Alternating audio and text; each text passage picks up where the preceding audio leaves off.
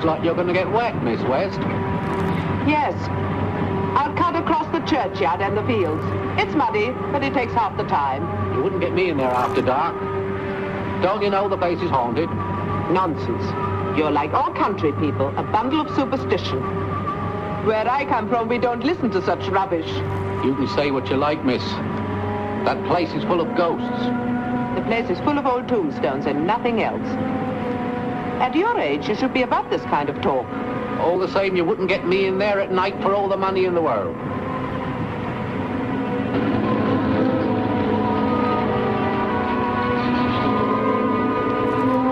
Good night. Why don't you go? Good night.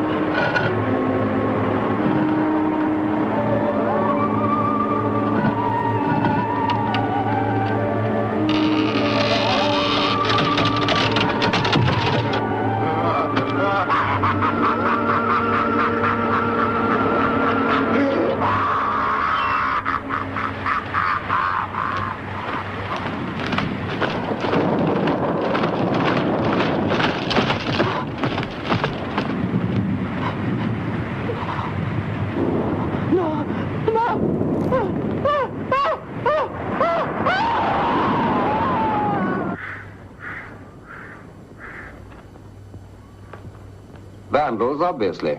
But why this particular grave? Can you offer any possible explanation?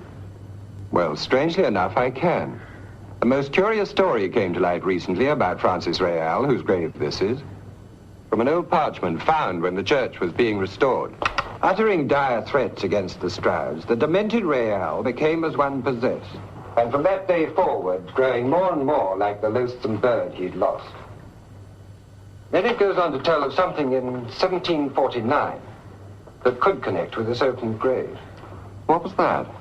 And a newly born child of the Strouds family mysteriously disappeared, never to be seen again. And? Well, the villagers, who by now were convinced that Real was in league with the devil, claimed that he turned himself into a vulture and carried the child off to some secret lair. They seemed ready to believe anything.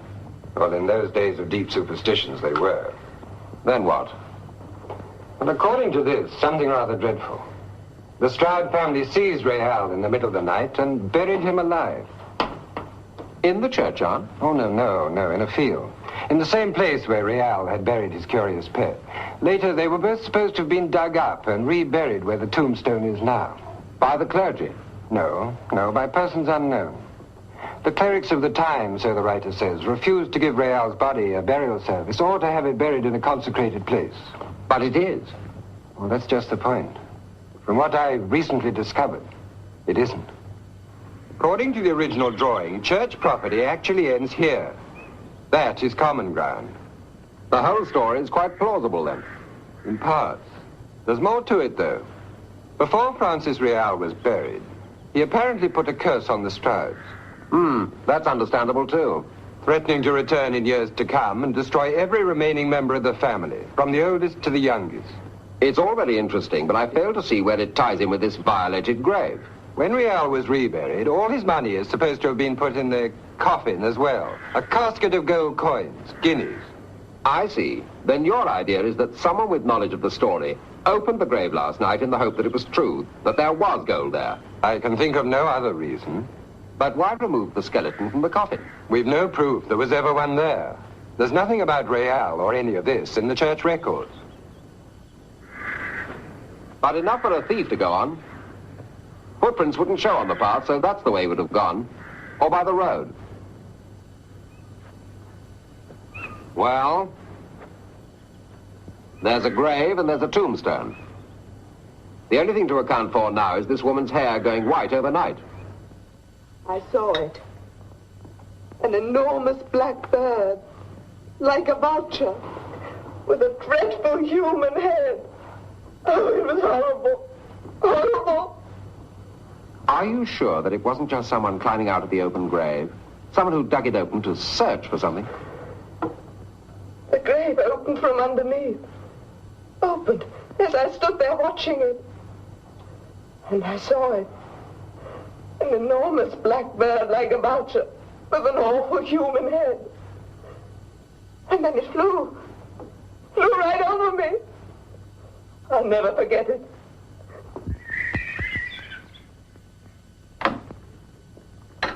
Inspector Brown in Scotland Yard. Thank you. Mr. Stroud, Stroud, how are you? we've been called in to assist in an investigation regarding the incident in the churchyard last night. Oh, excuse me. This is my niece, Mrs. Luton. How do you do? Won't you sit down? Thank you. You've seen that old parchment from the church, I understand. Yeah, the vicar showed it to me as soon as it was found. Had you ever heard the Francis Riel story before then? Well, no. Then there's nothing you can offer that would point to the story being true. No, absolutely nothing. You see, the record on my ancestors prior to 1805 were lost in a fire. Now, I don't know what my ancestors did, but I'm sure they didn't go around burying people alive. As for that casket of gold that was found, well, things were a little hard in 1749, and I can't conceive of them burying the gold along with the dead. Well, someone wanted to make sure, hence the open grave. It's up to you to find out someone. We will. The thing that confuses the issue is the mental state of this Ellen West. She rambles on and on about seeing a big black bird like a vulture with a human head. What a horrible thought. That's all it is a thought. It's nothing, pure nonsense. But her shock was a severe one, And a vulture does figure prominently in that parchment, doesn't it? which could have fired her imagination. The story is common knowledge in these parts, apparently. This is something that would interest my husband, Inspector. He's due here this afternoon from New York on holiday. Oh, you see, my niece came over ahead of time. What does your husband do, Mrs. Lutens? He's a nuclear scientist in the service of the American government. Well, forgive me, but I don't see the connection. This has nothing to do with science at all. It's strictly a matter of theft. And this woman, and what she claims to have seen, sufficient to turn her hair completely white? An owl flying over an open grave. That's what Superintendent Wendell thinks. The rest is just imagination. It's best left to the doctors.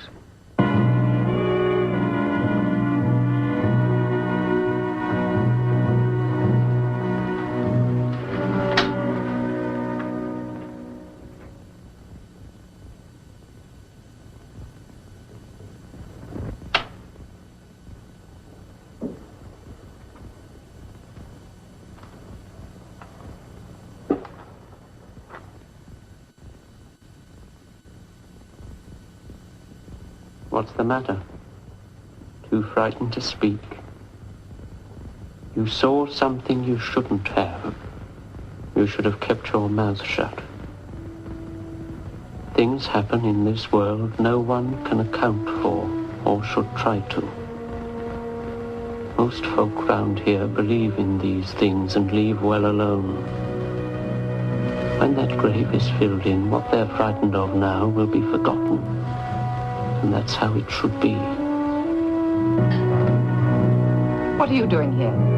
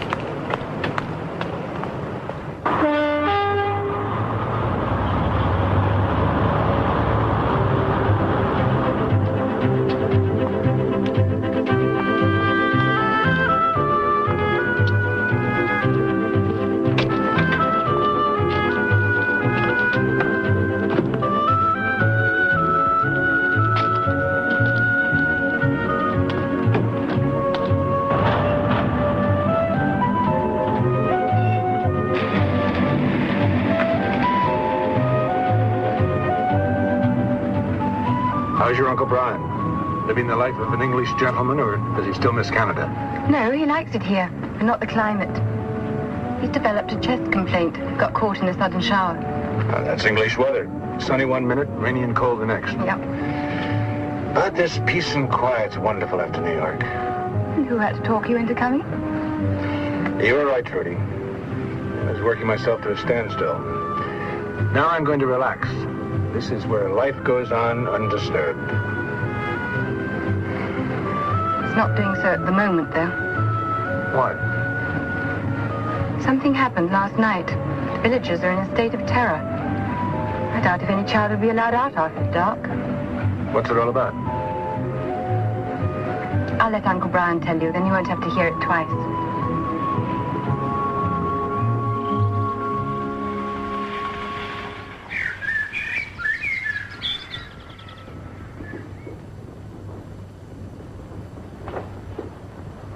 Of course, the part that interests me is this woman's story. I thought it would. Oh, the woman's out of her mind. You can't dismiss what she says just like that. Eric, you're one of the top nuclear scientists in the world. You better stand there and tell me you believe in ghosts. I don't like dismissing things for want of an answer. And there's an answer badly needed here for this whole weird business last night. What does this woman do? Does she work? She's a school teacher. Oh, there you are. This type of person isn't frightened into a state of shock through sheer imagination. It's got to be something more than that to turn her hair completely white. What exactly do you mean? I want to know more about it, that's all. I want to know the reason, the real one. I thought you were here on a vacation. That's right, so I am.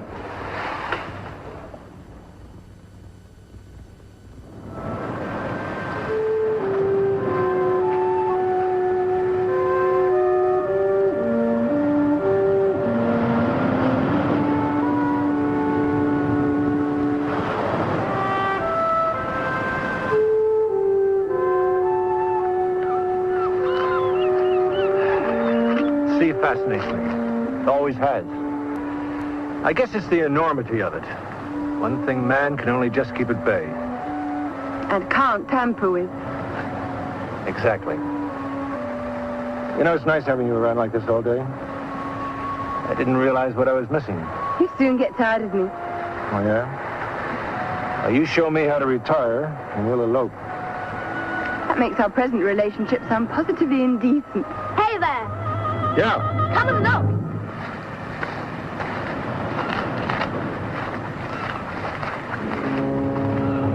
See? A sheep's leg.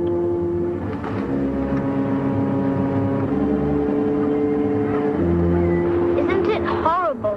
Where do you think it came from?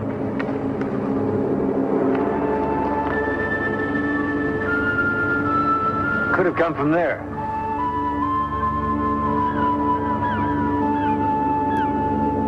But how? I don't know. You two stay here. We'll go to the top and have a look.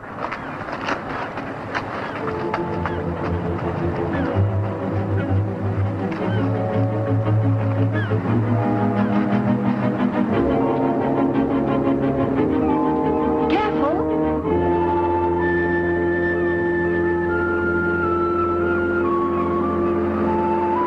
Blood. If I'm not mistaken, the rest of the sheep is in the recess behind that ledge. But how could it have got there? I don't like the look of this, Trudy. Not one bit. It's too bad this parchment doesn't tell us where Francis Riel went on his last voyage. Why? Because he could have been at one time or other on Easter Island. What makes you say that? The birds there were sacred to the islanders. At least that's the legend.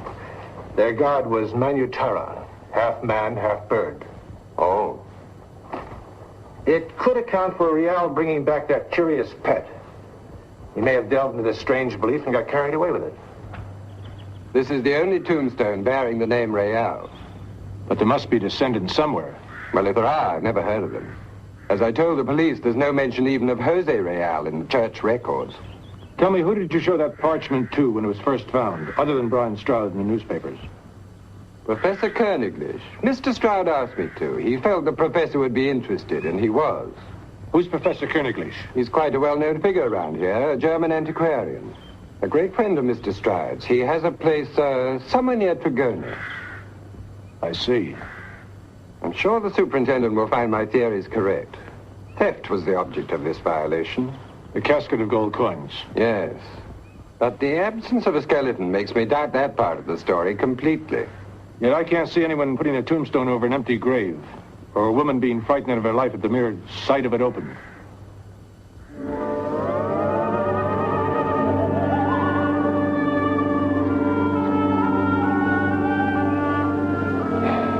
What do you make of this? Just a feather. Of what kind?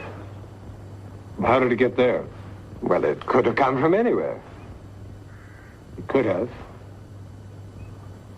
Is there an ornithologist near here? Yes, Paul Devlin. He's an authority on all wildlife. How would I get in touch with him?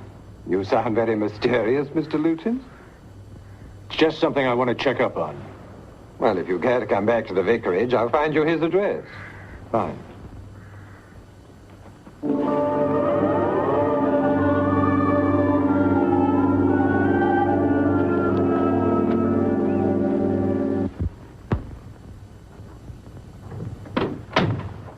Uncle, would you mind if Eric and I had dinner in town tonight? He wants to visit Ellen West.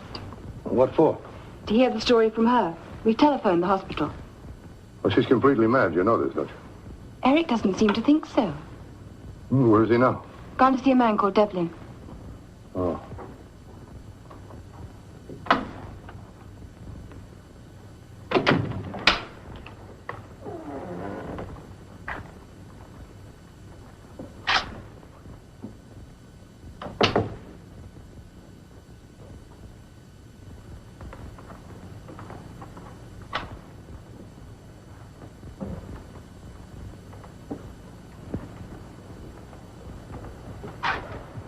Miss West, I don't want to distress you, but I'm very anxious to hear your story.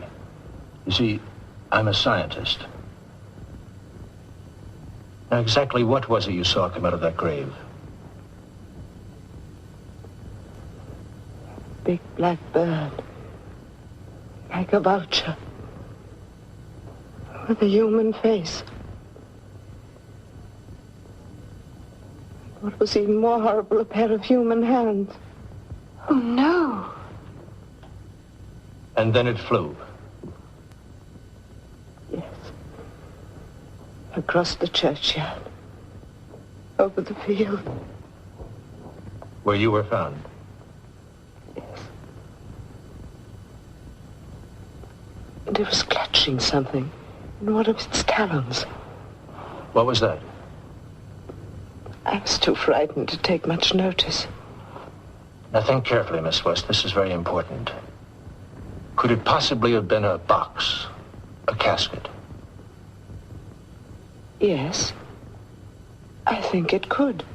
You're not just saying this because I put the idea into your head, are you? Because you knew the story in that parchment? No. It could have been a casket. What you saw can be only one of two things. Imagination or the result of a scientific experiment. It could have terrifying consequences.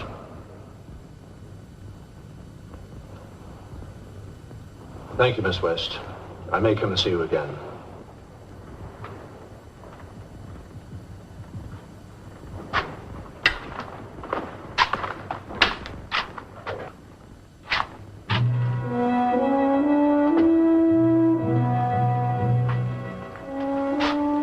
Seen you before, in the churchyard. Are you following me? You're meddling with the supernatural, mister. There's no such No thing. good will come of it, I'm warning you. I repeat, there's no such thing as the supernatural. Science, yes. Then let science not interfere with what happened in the churchyard last night. Why? It may well find an explanation. I've given you the explanation. Who are you to have all the answers? I'm the sexton.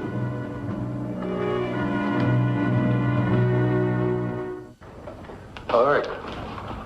The man came by. Left this note for you.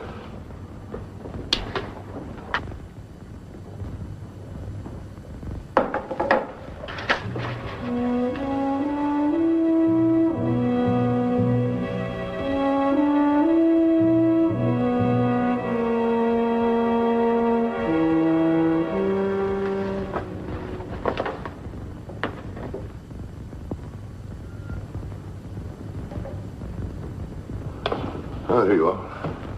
Thank you. You see that woman at the hospital? Yes, we did. She's still sticking with that ridiculous story? Eric doesn't think it is ridiculous, Uncle. What? Brian, there are two things I want you to do for me. Both important. Well, what are they? First, an introduction to this friend of yours, Professor Koeniglish. Oh? What's that all about?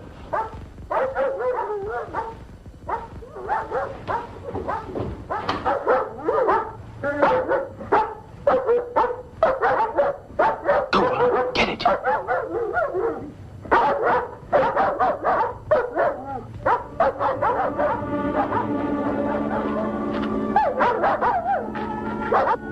What is it? Don't know, sir. What's the matter with you? Go on, get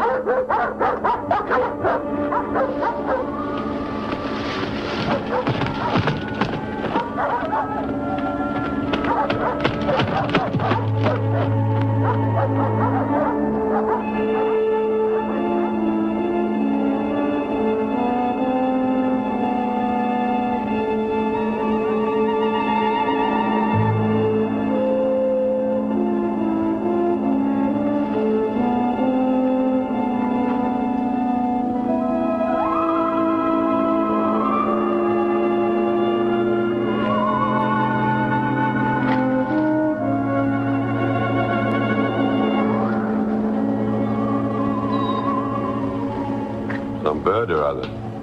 Yes. Large one by the sound of it. I can't understand these dogs. Nor can I understand that mutilated sheep we took from the cliff this afternoon. Do you know about that, sir? Yes.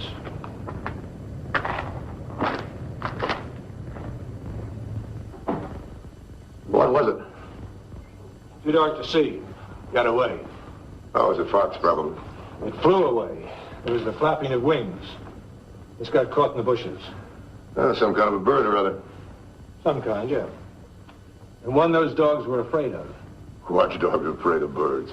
And a bird not unfamiliar with the churchyard. Can you answer that? Well, And I understand that sheep was found where I said. In the cliff face. You've got an answer to that too, I suppose. Although I doubt very much if it's right. You know, this is all beginning to add up. To what? To the second thing I want you to do. Brian, in spite of your chest trouble, I want you to sleep with the windows closed and locked. Well, if I did that, I wouldn't sleep at all. Why? As a precaution against attack. From what? Something that may well have sprung into being. Oh, this comes from that ridiculous story the woman at the hospital told you. It has to do with Manutara. That is to say, something similar. What the hell is Manutara? The legendary god of Easter Island. Half man, half bird. For the moment, we'll let it go at that. But you have got to sleep with those windows closed and locked, or you may not live to regret it. Do as Eric says, Uncle. I'm asking you to as well. Well, if you insist, I will. But I don't know what's going on with you, Eric, but I think everything's gone to your head. Which I'm thinking is just as well.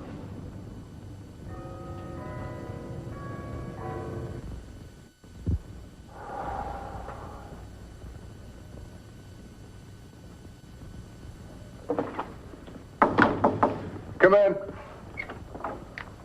Oh, I thought you were going to bed.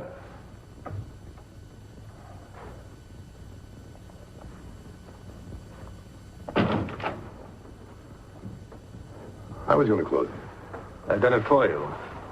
I guess Trudy was right. I was wasting my breath downstairs. Eric, you're not wasting your breath. It's just I don't agree with your ideas, that's all. Brian, why don't you go away for a few days? No ghost or thief is going to run me off my own place. No, I suppose not. Anyway, keep those windows shut. Oh, Eric, if you come back and recheck and I'm not here, I'll be in the study. Why don't you call it a day? Go to bed. If you can't sleep, read something. I'm not sleepy. I'm just restless. Oh, by the way, this Devlin you went to see, do I know him? No, I don't think so. He's an ornithologist. Oh, something to do with that feather you found? No, a similar one I found this morning in the churchyard. Brian, how long have you known Professor Koeniglish? Oh, quite a while. He's represented me at quite a few auctions. He's quite an antiquarian. Is that why you got the vicar to show him the parchment? Yes, I wanted to find out from him if it was something of value. Has he got money? Well, he lives well. He's quite a man. You should meet him. Yes, I plan to see him tomorrow. Brian, all I can say is no matter what happens, don't open those windows. All right. Good night. Good night, Brian.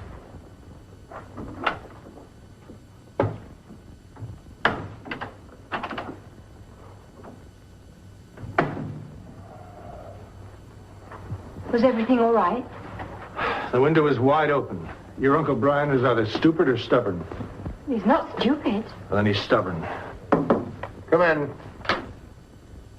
We heard you come downstairs, sir. Is there anything you require? No, thank you, Robert.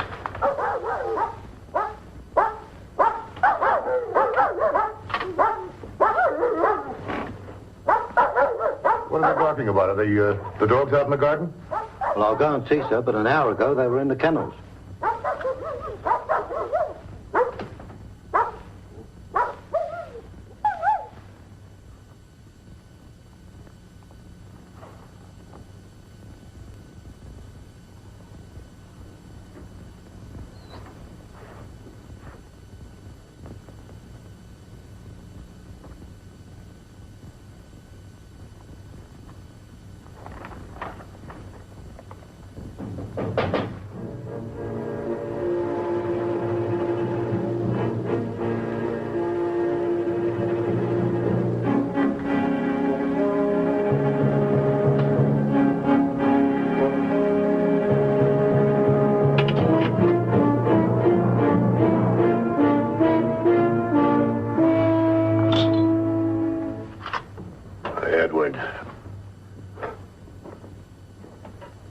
Well, that's a hell of a way to greet a brother. What are you frightened of? It's a hell of a way to drop in, even if you are my brother. Come on in. I was on my way back from London. I saw the light on in here, and I thought maybe Eric and Trudy are still up. I want to say hello to him. Oh, they've gone to bed. Oh, well, what's the poker for? Well, the dogs were barking. I thought you might be a prowler. Oh. Well, I better be getting back. Will you tell Eric I'll come around in a couple of days to say hello to him? Edward, why don't you stay here for a few days? The place is big enough, you know that. Thanks, Brian, but I want to get back to St. Million. Don't see me out. I'll leave the same way I came. All right.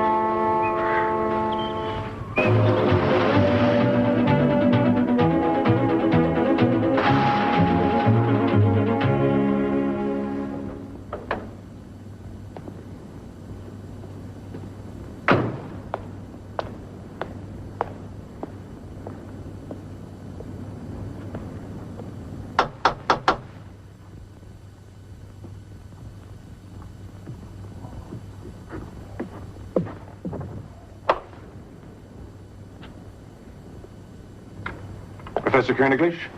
Yes? I'm Eric Lutens. Mr. Brian Stroud said I might introduce myself. I'm married to his niece, Trudy.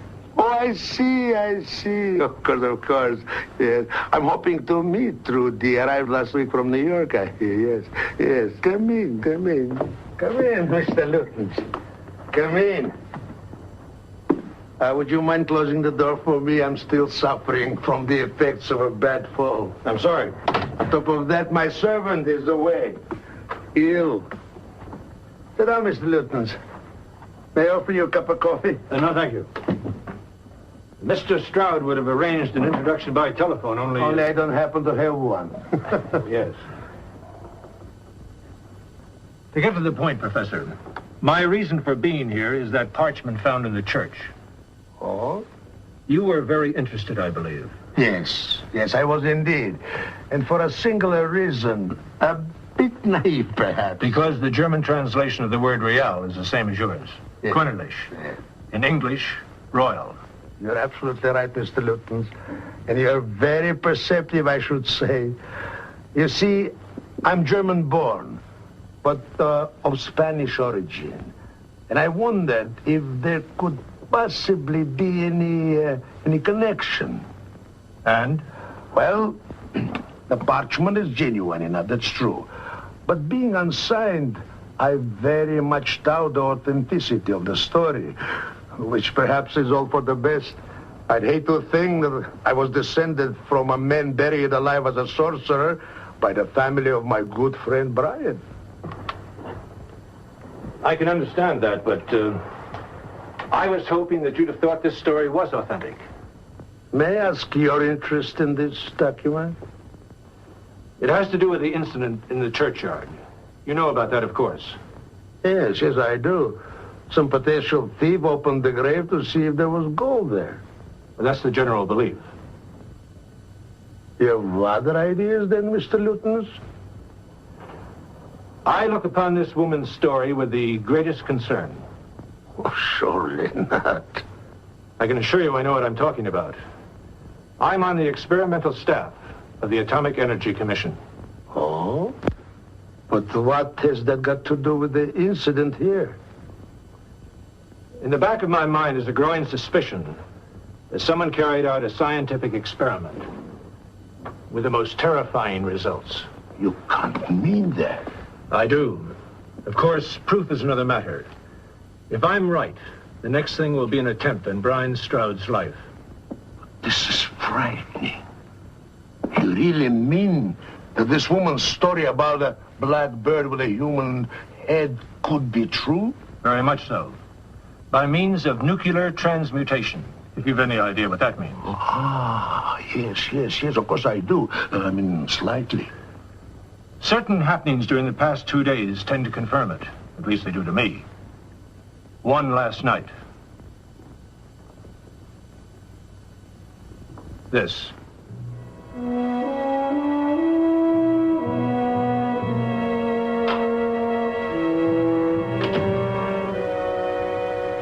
Eric, something happened since you went out. What's that? A man picked up a gold coin near the spot where Ellen West was found. A guinea dated 1749. Who told you? Jarvis went into town. The police now think there was gold in the grave. That the coin fell from a box carried off by the thief. Yes, a box rotted with age. We're going to that churchyard. What for? Anyone carrying a box of gold coins would have left footprints in the wet ground. Deep ones that would still be there right across the churchyard.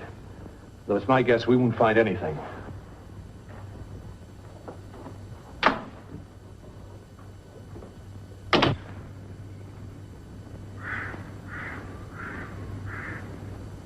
Straight across there to the field.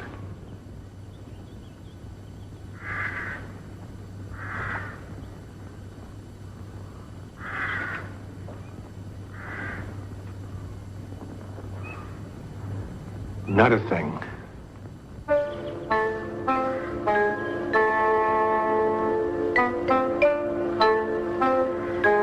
Another guinea. 1749. What does it mean? That I was right about the experiment, Trudy. There's no longer any doubt. This coin fell right here out of the sky. What Ellen West claims to have seen is a fact. A terrible creature liable to attack at any time, just as soon as it gets dark. And it was in the grounds of the house last night. The danger is very real now, Trudy. To your uncle, his brother, and you.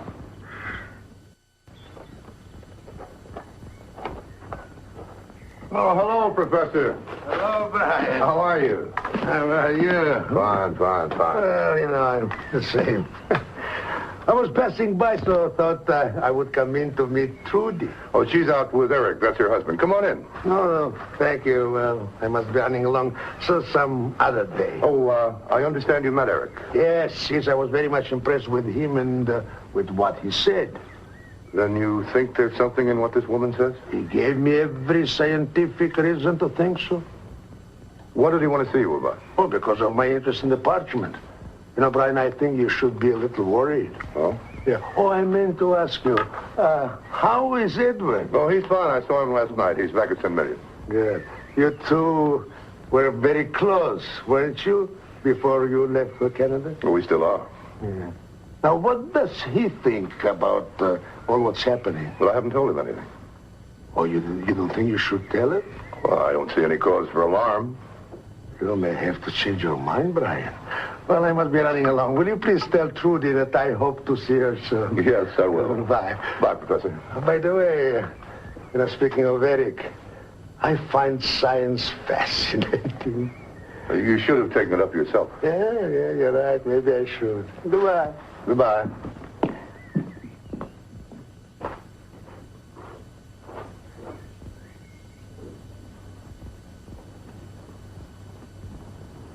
Because you found this on the tombstone.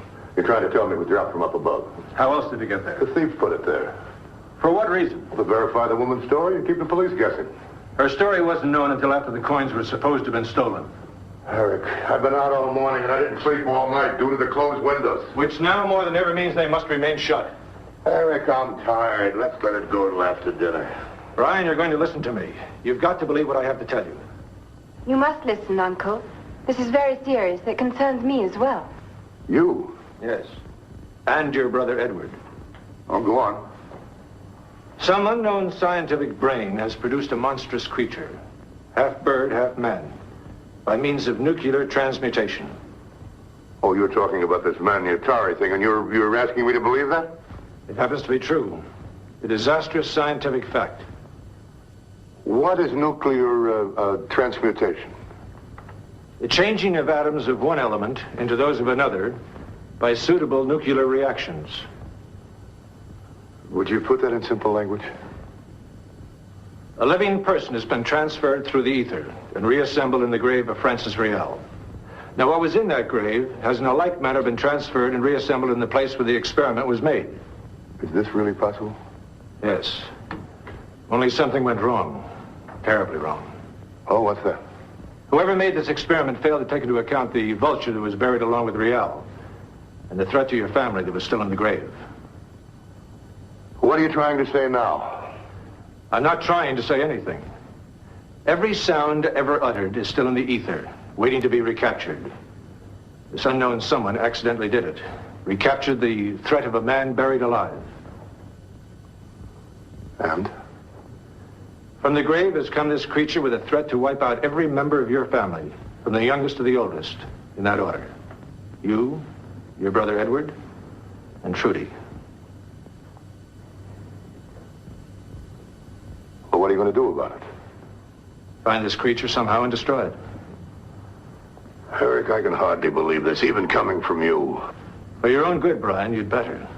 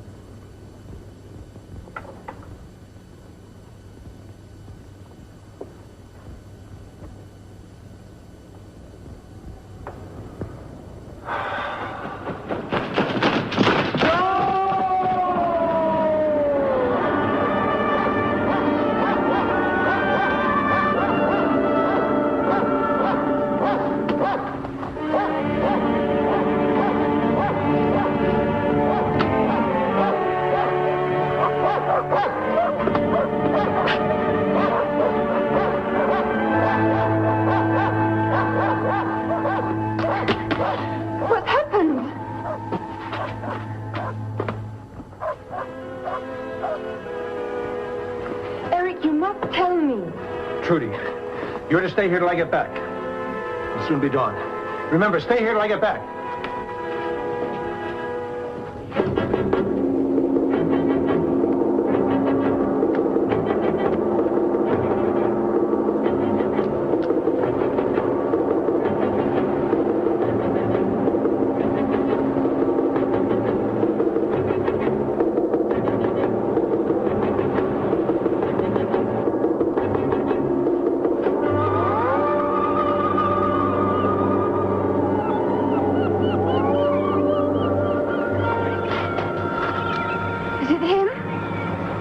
Must be.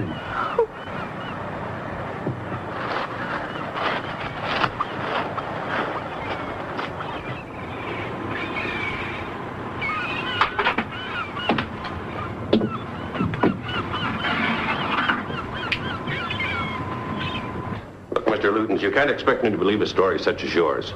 The dead body of a man is found torn to pieces in a cliff, and that's your only answer, huh? The only answer is a logical one, and we mean to find it. The only answer to this is a scientific one, and I've already given that to you. You're paying far too much attention to this woman, Miss Ellen West. Whose hair turned white overnight. From imagination. That's exactly what you're asking me to believe now. The screams we heard this morning, were they imagination? Within seconds, Brian Stroud wasn't anywhere to be seen. Well, he wasn't just spirited away out of the window. He was enticed away somehow and taken to that recess in the cliff by means that the life-saving gear kept on top. What about the gold coin I found on the tombstone? Put there by the thief to confuse us. The thief carried a heavy box of gold coins and left no footprints in a wet churchyard. Footprints that would still be there. Why should the churchyard enter into it, with a path leading away from the grave? Because across the churchyard is the quickest way to the field where the first coin was found, isn't it? Yesterday was when the first coin was found, 3 days after the event. And yesterday is when it was put there, the same time as when you found your coin. Checking that churchyard for footprints was the first thing that was done. Mr. Lutens, all this is getting us nowhere. Now, that's the understatement of all times. The solution to this murder isn't the supernatural, and that's all there is to it. But I'll grant you this. The thief and the killer of Mr. Stroud could be one and the same. Someone with a grudge. For once, you people are right.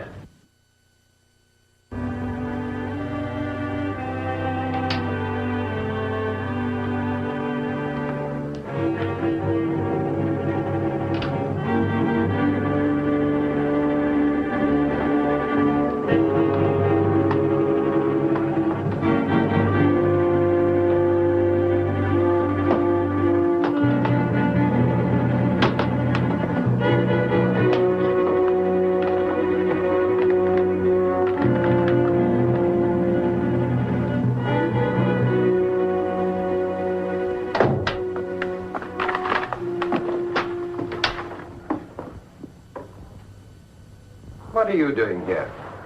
Waiting in case you wanted me. Have you taken anything? No.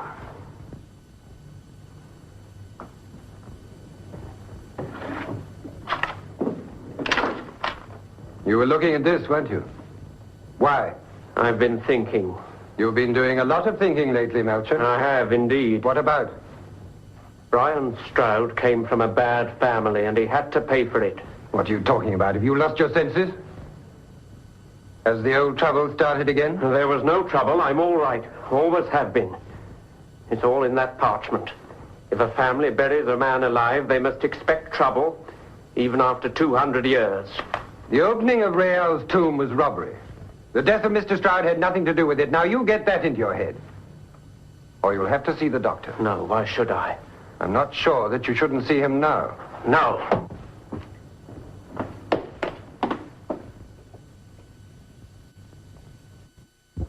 There's no use getting upset about going, Trudy. You've got to get out of here. I don't even have a flight reservation. I've made arrangements for that. I'm just waiting for the exact day. Meantime, I've booked us into a hotel at Windsor. I'm waiting for a call now. If I go back to New York, you should come with me. Trudy, I cannot leave England until this creature has been found. I hate leaving you behind. Honey, I will be able to handle this as long as I know that you're safe.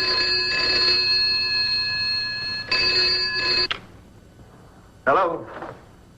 Oh, yes. Is this reception? This is Mr. Eric Lutens. Well, fine. The rooms have been confirmed. Good. We'll be arriving there in about 7 hours. Oh, is it possible for you to get us tickets to some show in London tonight?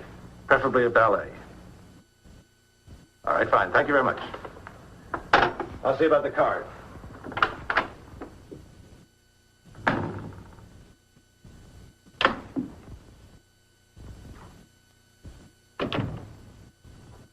We're leaving shortly, Edward. Just can't get over this, Eric. I can understand that. Why Brian had to die in such a manner, I just can't imagine. Who could have done such a horrible thing? I've already told you. Well, that's too fantastic even to consider. But enough to make Trudy take the first plane back to New York, even though she should be here dealing with the estate. You're not going? No. Edward, you realize that you're the last but one of the family. Yes, you've said that before. And I say it again. You're next in line for attack. Then comes my wife. That's why I'm sending her out of danger. You know, you're so dead serious about this, it's quite frightening. The frightening part is your refusal to listen to me. You know, science has advanced in recent years. But not to the extent you're asking people to believe. To me, your story's beyond belief. I just cannot accept it. Well, I can't do any more than warn you. Stay away from open spaces and open windows at night until this thing is found. If there is anything to find. No. If you want to stay alive.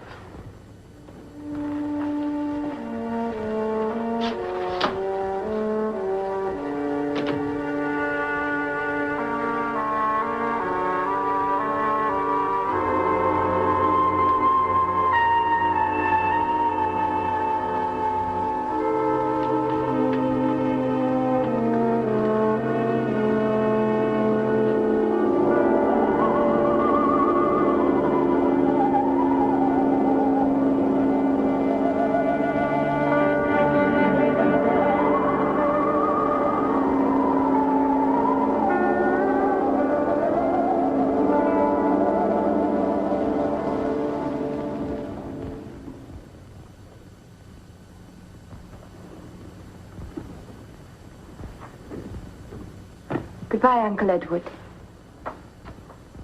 Goodbye, Trudy. God bless you. You shouldn't be in here. Why keep reminding yourself? I'm trying to work things out. Do you believe the same as Eric? Yes. I'm like the police. I want a logical explanation. Someone enticed Brian downstairs into the grounds, right out of his bed. But how? Must you go over it all again? When we came in here after the screams, those windows were open.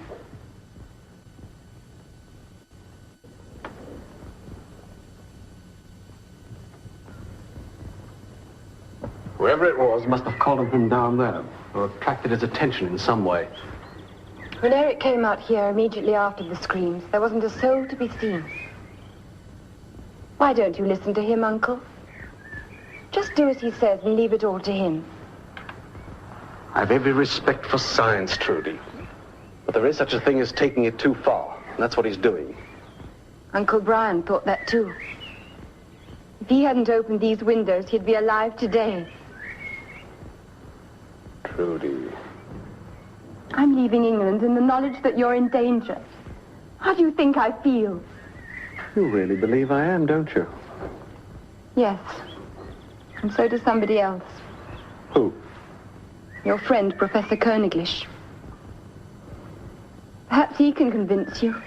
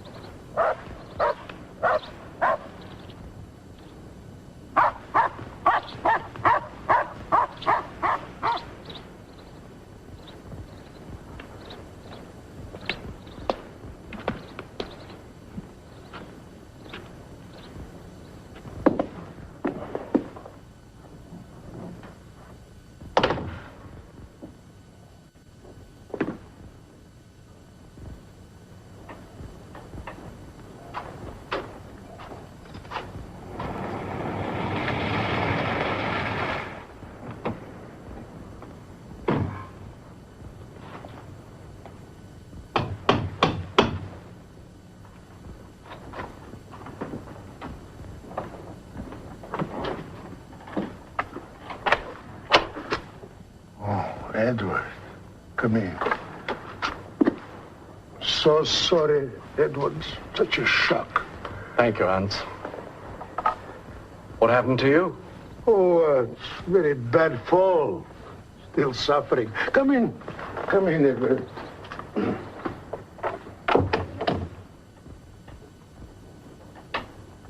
Hans, I want to talk to you. Yes, Edward?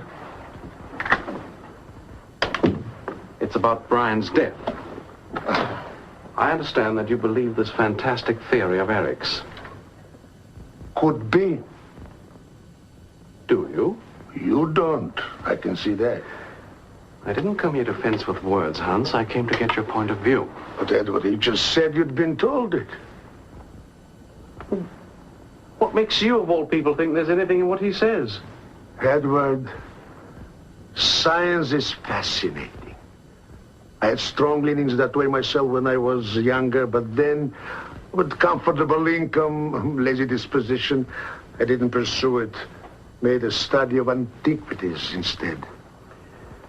Eric has been trying to convince me that I'm the next one to be attacked. Has he? Well, it's up to you to try and take care of yourself. Hans, I've driven out here to discuss this matter. And so far you've said more or less nothing. All right, I will tell you why I agree with Eric Luton's. You see it? Would you like a drink? Thank you. Good.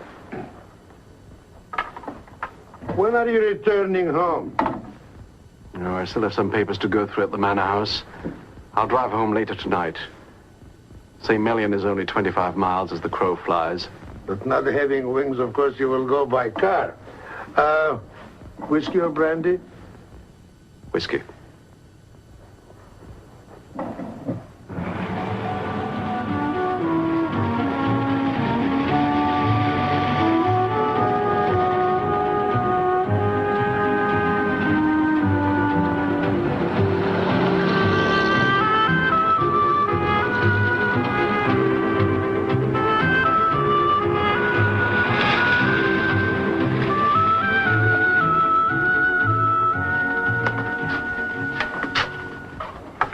Mr. and Mrs. Luton's. Ah, yes, Mr. Luton's.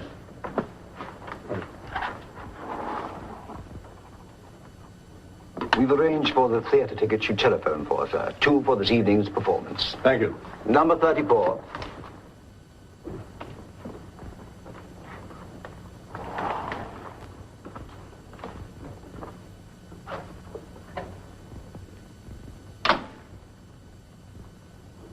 Hope I'm not interrupting. No, that's quite all right. Now that Mr. Luton's has gone, we can have a private talk. Through the ramblings of Ellen West, he's turned this whole thing into science fiction. He has one supporter other than his wife. Who? Professor Königlich. I'm not surprised. He's a charming old gentleman who'd believe anything connected with the past. Knows all there is to know about antiquities and lives in that particular dream world. But we're not dealing with fantasy. We're dealing with murder and robbery. I don't want you to think that we've been idle. I don't think that at all. Once we get our hands on that box of gold coins, we've got the killer. And we've got a lead. To the box? To someone. I may be able to say more about it tomorrow. I'm leaving tonight. Oh, where are you going? Home to St. Million. This house holds too many memories. Yes, I'm sure it does. My telephone number is St. Million 50924 in case you wish to reach me. Thank you.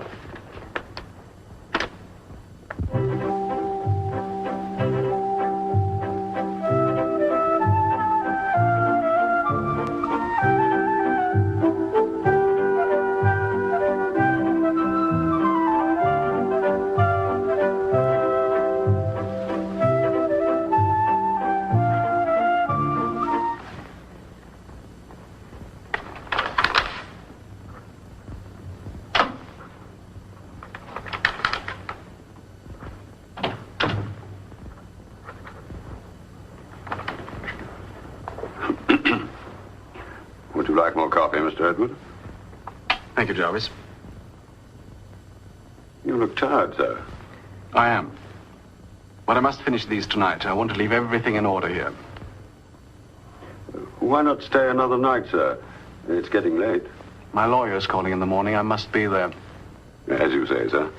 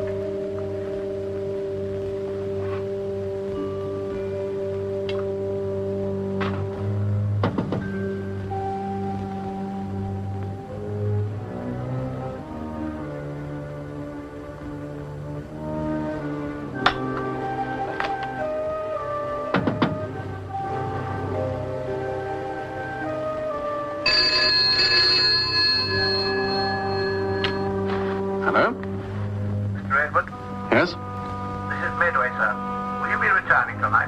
I'm leaving almost immediately. Don't wait up for me. I'll park the car outside. You can put it away in the morning. Very good, sir.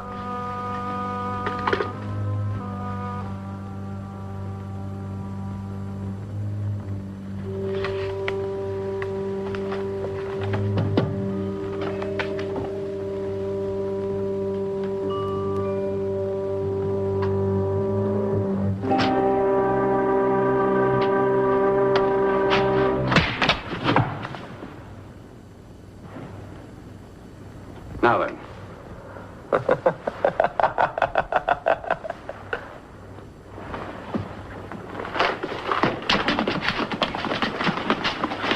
Leave me alone.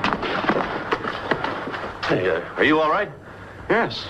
Who is this? The local sexton. Let me go. The someone you mentioned this afternoon? That's right. We had him under observation, but he got away for a time out in the garden. You threatened Ellen West in the hospital. I told her she should have kept her mouth shut. How did you know? The nurse described you. What are you doing here? I thought he was that American. And what if he had been? Give him another warning. About what? To keep his nose out of things. Let what happened in the churchyard take its course. Leave strange happenings alone. There are strange happenings going on in your mind lately. The Victor told you to go back and see the doctor. I'm all right. Always have been. We're going to search your rooms. What for? A box of gold coins. Thank you. Well, the receptionist left this for you, sir. It's Mrs. Luton's flight ticket to New York. Fine. Day after tomorrow, morning flight. Oh, there was a telephone call earlier. Who from? No name. I told them you got to Theatre and they said they'd bring you back later. Wonder who that could have been.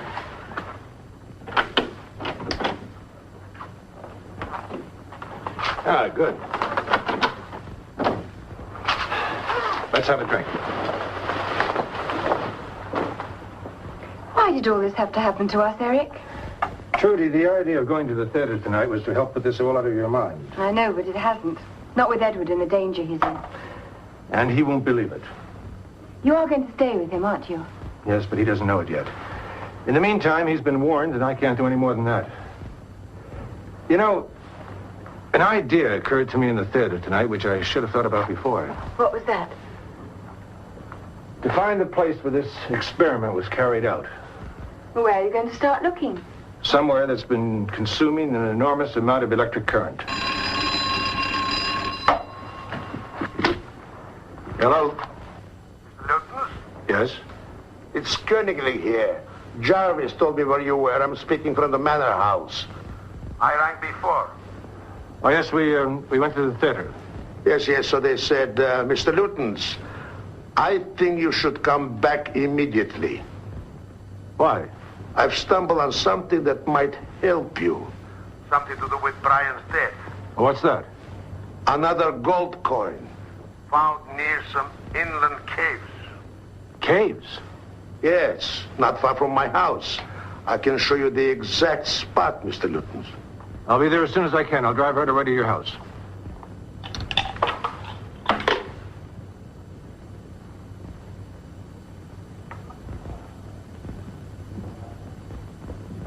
Trudy, this might be it. The place where this thing could be hiding. I'm going to order a faster car. Night porter? This is Mr. Luton's. I'd like to hire a fast car. When, Mr. Luton? Right away, it's urgent. I'll drive it myself. I'll ring you back in a few moments, sir. Thank you.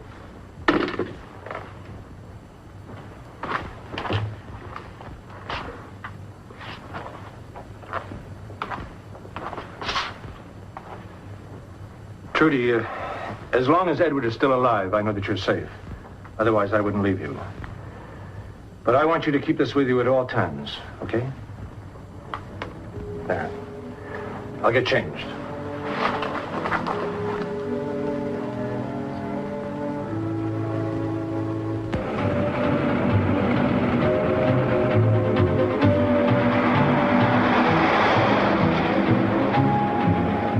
Here it is, Mr. Luton's. A guinea. Dated 1749. Let me show you where it was found. About there. just outside the caves, late in the afternoon. By whom? Oh, a local boy. No, brought it here automatically, knowing my interest in antiquities. Had no idea what it really was. Caves? Yes. This looks like something, Professor. But it can't have been where the experiment was made. No? Why? Because that needed a fully equipped electronic lab. To create a creature that doesn't bear contemplating. Half man, half bird. Yeah. And there's just three of us who believe it. My wife, myself, and you. Yes. From this map, the caves look far deeper than I anticipated. Oh, yes, they're very deep and winding. You will need a strong light to search them. I had them put one in the car. Good. I'm so sorry this injury prevents me from coming along and helping. So you don't happen to have a gun, do you? Unfortunately, no. I'll get one in the manor. And whatever happens, I'll come back and tell you. All right.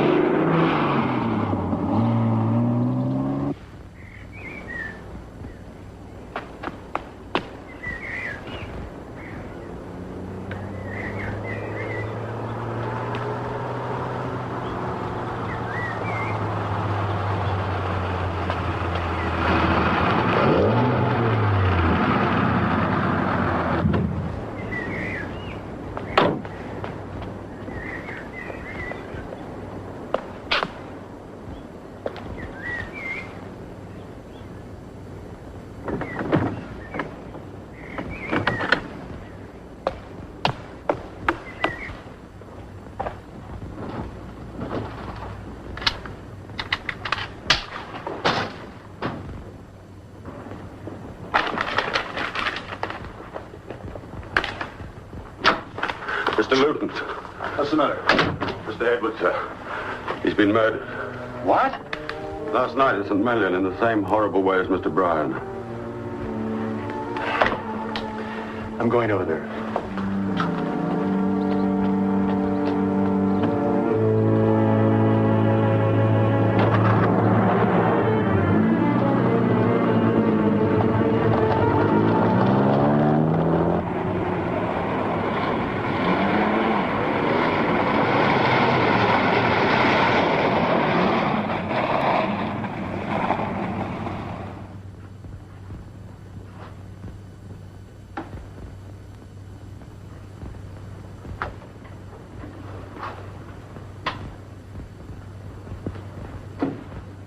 Where was he found?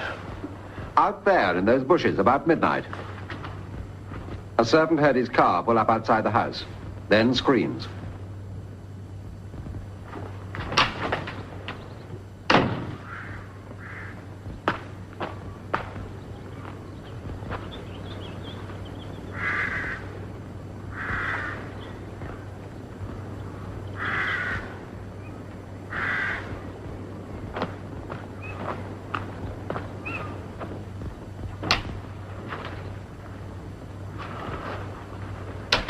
I warned him. And I warned you. Another body torn to pieces and you're still burying your head in the sand. Thank you, Sergeant. We're looking for a killer, Mr. Luton's, with no description to go on. You've had a description. Our search is concentrated on that box of gold coins. We thought we had it last night. We were wrong. You should have listened to me. You could have given me some help and the Stroud family some protection. Right now, the only one left is my wife. Your wife can have all the protection she wants. You're a little late. She's leaving England tomorrow. In the meantime, she's getting my protection. These murders are by a maniac, someone with a grudge. We agreed on that before. But not in the way you mean. There's no question of any cliffs this time. For one good reason. The nearest are 25 miles away. Right there, I might find what I'm looking for, and it's not a box of gold coins.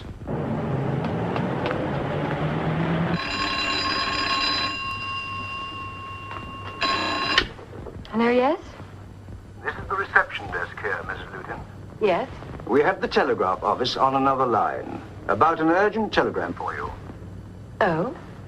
They wondered whether you'd like to take the message personally, over the telephone. Oh, very well. Just a moment, please.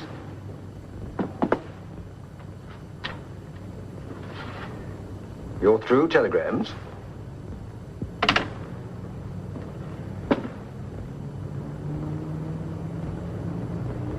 Thank you.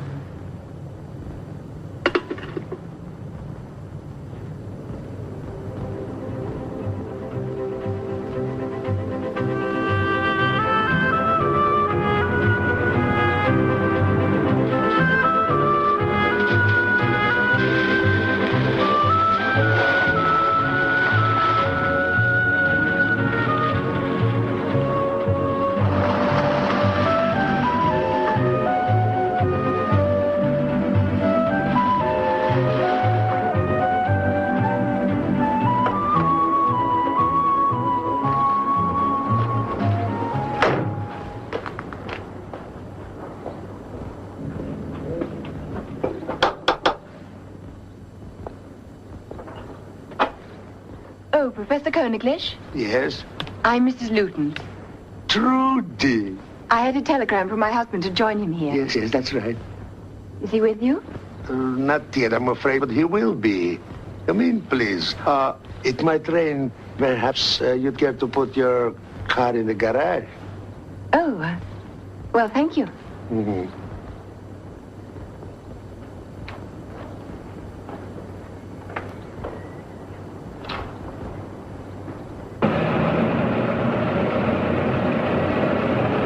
How long do you think my husband will be? The telegram said it was urgent. He does have something very important to do here, but this awful tragedy of your Uncle Edward must have delayed him.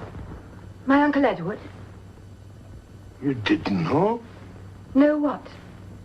Why, your Uncle Edward was murdered last night. Oh, no. What happened? It's in the local paper, Mrs. Luton. I'll get you a glass of water.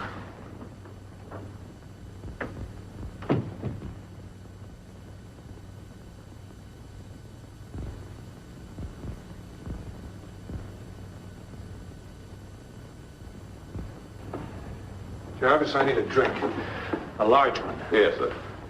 I thought you were going straight back to your wife, Mr. Luton. I'm on my way there now. I had to come back for my wallet.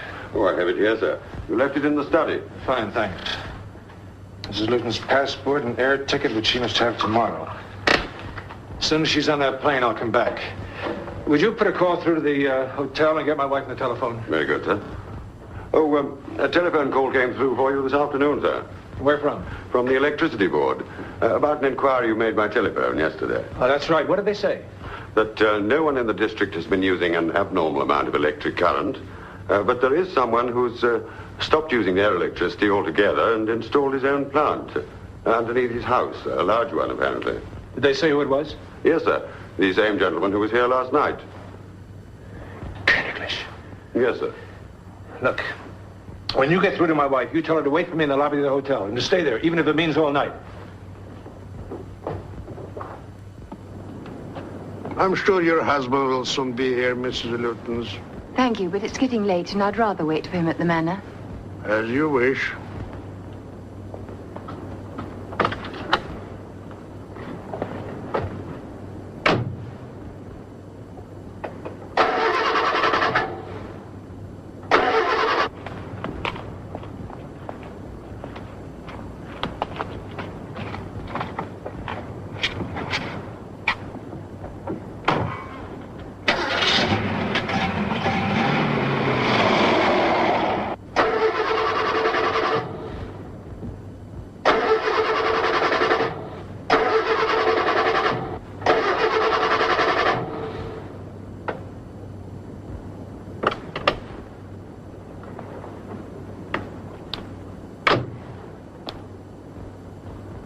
I can't understand. It started perfectly all right before.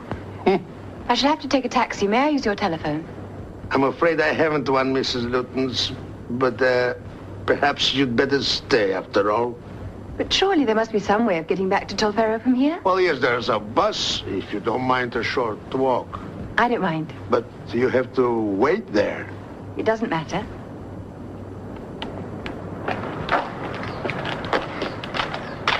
Up there, to the main road, where you'll find a stop sign. Goodbye, Professor, and forgive me if I appear discourteous. I'm afraid I'm a little on edge. Goodbye, Mr. Lutens. I'll tell your husband where you've gone. Thank you. Goodbye.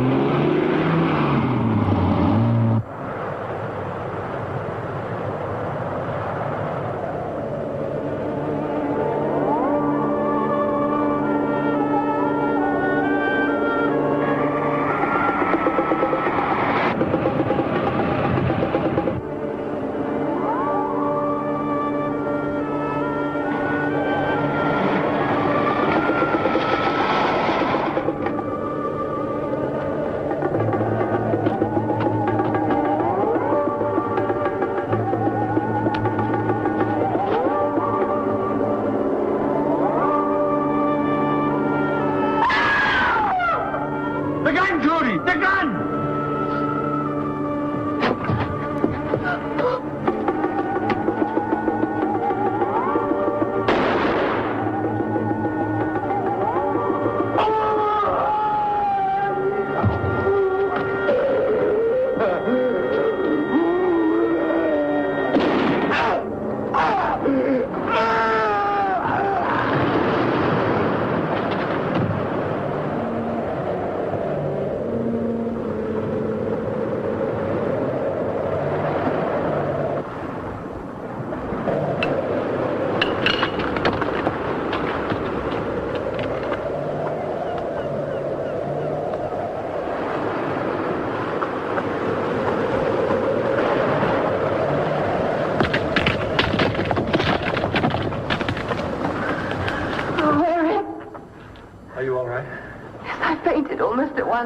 It's just as well.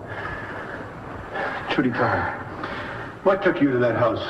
Your telegram to join you there. I didn't send you any telegram. You must have sent it. Oh, God, you look horrible. I know, I saw. Is he dead? He must be. You fell onto the beach. But he can't stay there. Come on, there's something I gotta do.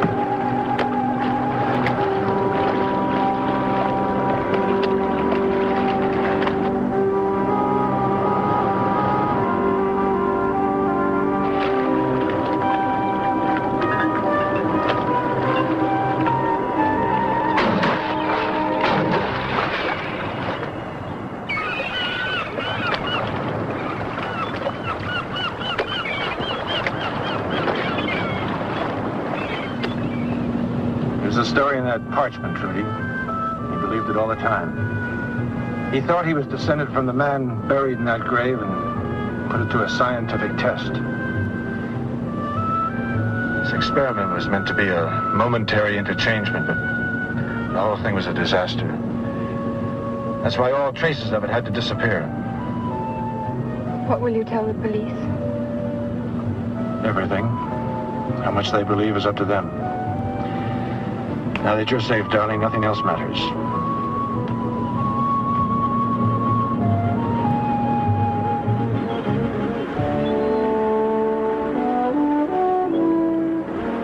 I'm glad we didn't go by plane, Eric. The sea trip's helping a lot. That was the idea, wasn't it? I don't think I could ever go back to Tolfero. Of course you can. A year from now, and you'll have forgotten the whole thing. I wonder. The police did, didn't they? They had to. Once they saw that underground lab, that was it. There's something today, though, I only just realized. What was that? Well, they would have found out anyway, wouldn't they? How do you mean? The telegram Königlish sent me in your name. The one you took down over the phone? Yes. It would have come to light eventually and told you where I'd gone. There was no telegram, darling. He spoke to the hotel himself, from the telephone booth.